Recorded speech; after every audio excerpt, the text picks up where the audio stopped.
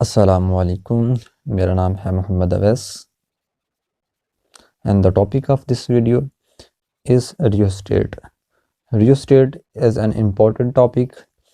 ये rheostat क्या है? ये एक इलेक्ट्रिकल डिवाइस है जो लेबॉर्ट्रीज में बहुत ज़्यादा इस्तेमाल की जाती है।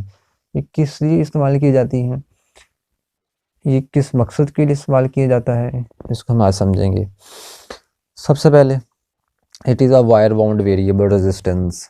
It is wire bound variable resistance होते हैं। ठीक है जी। इसकी कंस्ट्रक्शन किस तरह होती हैं ये आपको साथ में इसकी जो शक्ल है वो आपको नज़र आ रही है कि ये किस तरह का होता है, ये इस तरह का होता है, आपको नज़र आ रहा है।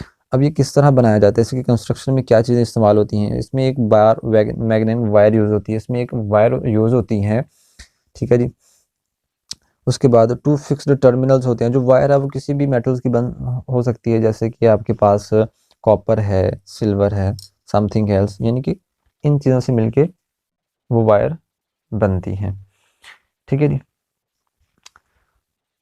उसके बाद इसमें 2 फिक्स्ड टर्मिनल्स लगे होते हैं, जैसे कि आपको डायग्राम में नज़र आ रहा है कि इसके 2 फिक्स्ड टर्मिनल्स हैं जिनको नाम हम दे देते हैं ए और बी का।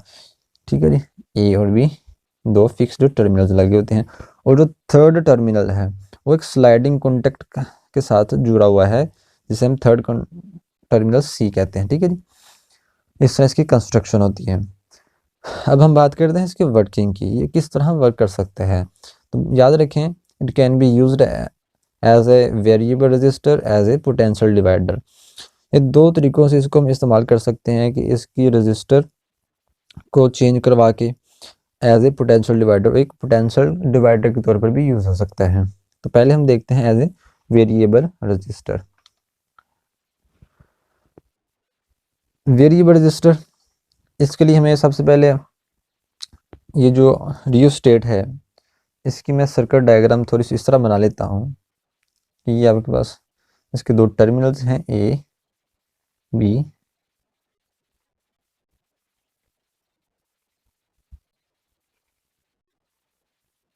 ठीक है जी। यहाँ पर आपका जो स्लाइडिंग कॉन्टेक्ट है वो लगा हुआ है सी।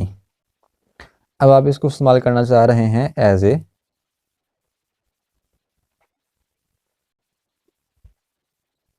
वेरिएबल। अब वेरिएबल मतलब कि बदलती हुई रजिस्टर के तौर पर आपको आपको इसका इस्तेमाल करना है।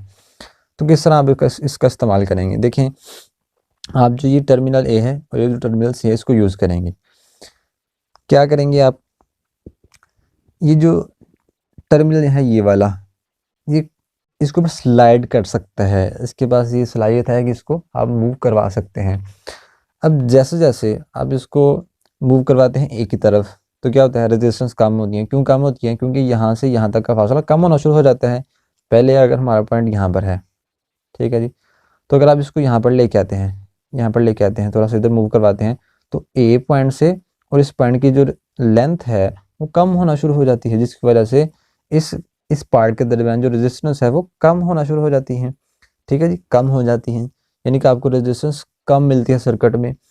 उसके बाद अगर आप इसको स्लाइडिंग कॉन्टेक्ट को ए से अवे मूव करवाते हैं, यहाँ से दूर लेके जाते हैं, फर्ज कर लें यहाँ पर आ जाता है, तो यहाँ से यहाँ तक जो लेंथ है वो इंक्रीज हो जाती है, जिसकी वजह से आपकी लेंथ, आपकी जो रेजिस्टेंस है वो भी इंक्रीज हो जाती है, यानी कि आपको सर्किट में रेजिस्टेंस की वैल्यू ज़्यादा मिलती है।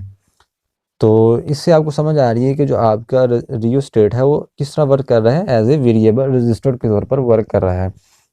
तो ये इसका अहम यूज़ है रियोस्टेट का, इसका ये बहुत अहम यूज़ है। ठीक है जी। उसके बाद हम बात करते हैं कि as a potential divider, rheostat as a potential divider. इसको समझने के लिए इस डायग्राम को आपको समझना ज़रूरी है। देखिए यहाँ पर मैंने एक सोर्स लिया है, उसके बाद ये आपका रियोस्टेट है जिसके 2 टर्मिनल्स ए और बी हैं। यहाँ पर सी आपका स्लाइडिंग कॉन्टेक्ट है, टर्मिनल जिसके साथ अटैच है, और ये आपका यहाँ से यहाँ तक की रेजिस्टेंस आर है, यानी सी और बी पॉइंट के दरमियान जो रेजिस्टेंस है वो आर है। यहाँ पर जो वोल्टेज है वो वी बी सी है। किस तरह वी बी सी है चेक करते हैं।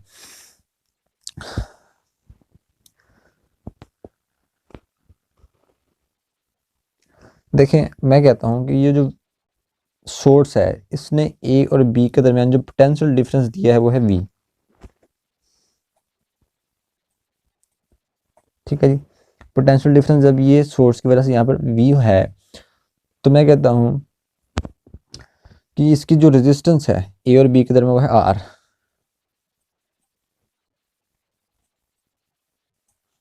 रेजिस्टेंस है आर, तो करंट कितना होगा, आई।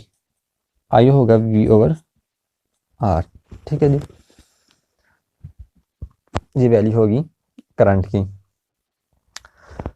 अब ये जो बी और सी पॉइंट है, यहाँ पर रेजिस्टेंस कितनी है, स्मॉल आर। तो यहाँ पर जो पोटेंशियल डिफरेंस है वो मैं कहता हूँ वी बी सी है। कितना है, वी बी सी। तो करंट आई मल्टीप्लाई रेजिस्टेंस, तो करंट आई की वैल्यू कितनी है, V over R multiply R. ठीक है जी, इसको मैं कुछ इस तरह भी लिख सकता हूँ।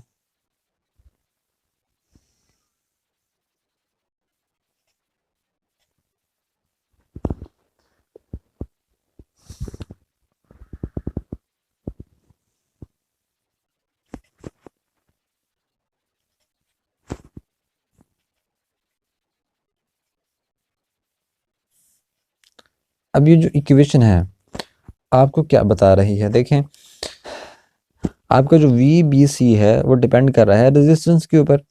तो जैसे जैसे आपका sliding contact towards a move करेगा, आपकी ये जो वी बी सी की वैल्यू है वो भी मूव करेगी, यानी कि इंक्रीज होगी। अगर ये आर कम होगा, यानी कि सी जो है वो बी की तरफ आए, ठीक है जी, आर कम होगा तो वी बी सी की वैल्यू भी कम हो जाएगी। अब एक पॉइंट ऐसा भी आ सकता है जहां पर ये वैल्यू वी के बराबर भी आ सकती है, और एक पॉइंट ऐसा भी है जहां पर ये वैल्यू जीरो के ऊपर भी जा सकती है। अब ये पॉइंट कौन कौन से हैं, देखें। अगर आपका जो आर है, आर जो है वो चला जाए सारा का सारा ए के ऊपर, ए के ऊपर चला गया, तो यहाँ पर जो वी बी सी की वैल्यू है वो वी हो जाएगी। कितनी हो जाएगी, वी। ठीक है जी, यानी कि आपका जो सी पॉइंट है वो यहाँ पर चला गया है, तो वैल्यू कितनी हो जाएगी, वी हो जाएगी।